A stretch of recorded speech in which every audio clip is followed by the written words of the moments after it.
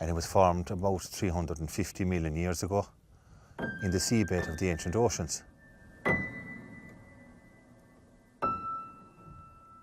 And when tectonics took over, this is what was pushed up out from beneath under the sea. And that's why we have a warm landscape today. It's about 300 square miles in extent, and it's defined by the presence of bare limestone. It absorbs the heat in summertime, and in wintertime when the cattle are lying on this, it's like an underfloor heating system. And the name Burren itself means place of stone in Gaelic. The human story in these hills is very old. It's 6,000–7,000 years old, like so. You know, I always felt a sense of awe. You know, you'd stand up there on that ledge up there, there are old graves up there older than the pyramids of Egypt. When you'd look across that valley, the depth and breadth of our human story in these hills, you know, to be part of that symphony of life, to be part of that conversation, you know, to be farming here, I think it's, you know, like it's as good as it gets really, like, you know.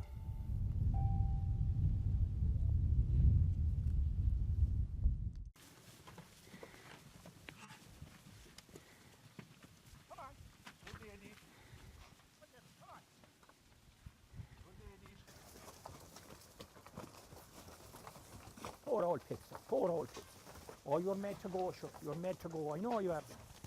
These are the workers, really. Seldom you'd hear people relating to cows as the workers, but they are.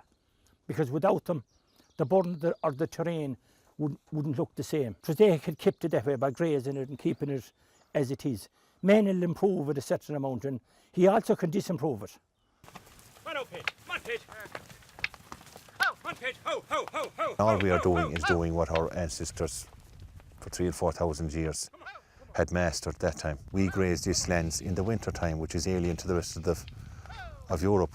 And by the springtime then, it's ate out and the cattle go to the lowlands for the summer, for the green pastures. And this is growing all to the summer to complete the cycle.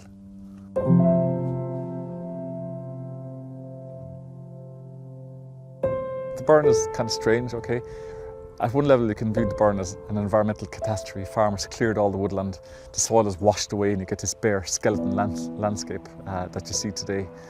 But in the other perspective, farming by virtue of this really strange grazing system they have here called winter grazing, that practice is directly responsible for the presence of so many incredibly rare and wonderful plants here in the Burren. Without that farming, you take farming out, the Burren reverts to beautiful but not as interesting vegetation of scrub and woodland.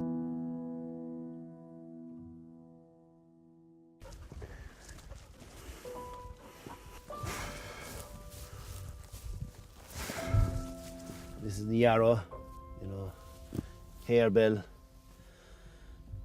When I see tormental there as well as the yellow flower, here we are. That's where we get all the seed. That's why we have alpine and Mediterranean and Arctic plants growing here. And it was the ice that came in the great chunks of ice. The seed came in the ice.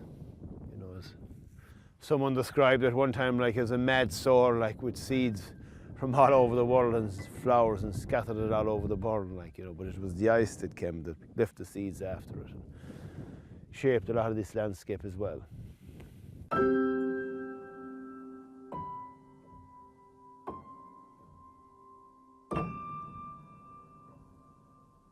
Just have a look anywhere down here. So this is some of the kind of the flora and fauna that you get in the Burren. It mightn't look like much now because it's finished flowering this year, but you can see a little plant here, a lovely white leaf underneath. This is a very special plant in the Burren. Here's the seed head from the plant. This is called mountain avens, and what's wonderful about this is an Arctic plant. It belongs normally in the Arctic Circle, but here in the Burren it grows at sea level and actually forms a carpet along the rock. You can see it growing along the rock here like this. The limestone is right underneath, then you've got this skin of mountain avens growing on top. Landscapes like this, these aren't suitable for tillage, okay? So the choice here is to either farm them, graze them, or else, you abandon them. So these grasslands actually sequester a lot of carbon as well. Now, so too does the scrub. But I think these permanent grasslands, which aren't ploughed, never ploughed, they also sequester a lot of carbon, which is captured by the animal in the form of meat. So I think in landscapes like the Burren, there's always trade-offs to be had. Nothing is ever as simple as cattle, no cattle. That's a very simplistic binary argument. Here, by farming this landscape, you produce a whole set of values, from food to biodiversity to landscape to cultural values and all that kind of thing. And by farming today, we're retaining options for tomorrow.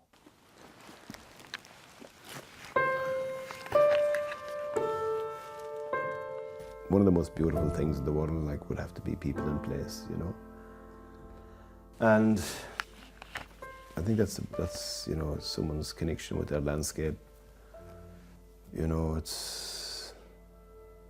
That is one of the most beautiful things in the world is people in place. Of all beauties, I think it is the most beautiful.